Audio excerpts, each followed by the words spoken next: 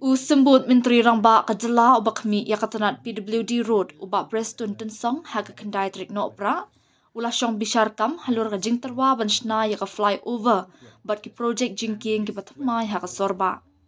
Haba keren syakila sai kubor hadin ka jingalang ubak Preston ulah ong baka sorkar pedeng kala ai ka jing menjur ban penjalan yaka jing jurong jurong ka flyover haduk barik point haga jaka ban penkut tang haduk halat Anjali petrol pump berim.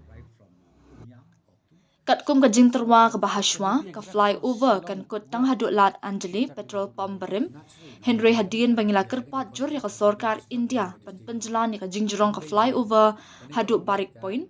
Kum tai kila ai ka jing menjur ula ong haba benram.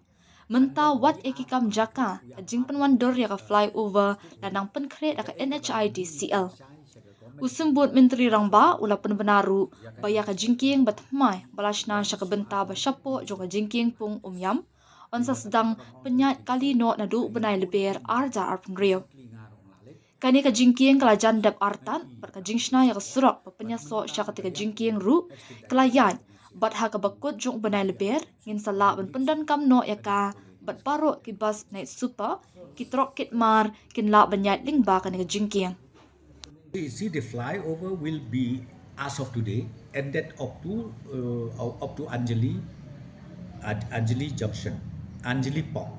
Okay, but ultimately, when we put a little more request to the government of India for extension of the flyover, and they have already agreed in principle, and now even the land issue and then the design of the flyover is being worked out, being prepared by the NHIDCL, which will be disposed of to Barik. Te kaba sakawi pat kaba ngiyak ren mene kalong ka issue hakbede bat kanika kabede bat kanika road approaching to Shillong kabade ka banyong ka surok nang thiên po omyam kaban mi se Shillong. Again, I'm happy to tell you that today we have decided that State PWD, then MECL, and also the DC Revenue will go for a joint inspection with the proposed alignment made by the NHIDCL. I think within few days from now, they are going to cite and finalize the alignment. And once that is done, then again DPR will be prepared by the NHIDCL. And the proposed widening of this road is for 12 meters.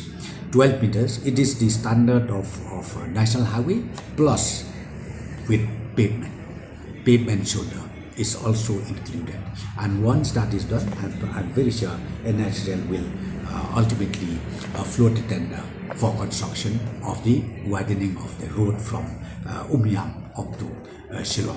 Tayo ka jingking ka baday hang te hapon main dam nakaliang jogi ka PWD ka construction work ay hangyay but ngakwa ban pentip ba lakum no mong ibo target ba kani ka bypass kani ka new bridge ka ba menta kadang ya syai ngin pendep ban ngin petrekam nadu bakut jong nudubnai march arhajar aprio kata ka bang penting na but kani kan long ka bypass ba kini ki commercial vehicles lani ki loaded trucks kila banyai freely na kato kaja kanung don shu ka restriction hakawide ban ka hakakit ka ba nyoki hadin ba ngi pentrekam ya kanika letian ka ba tamai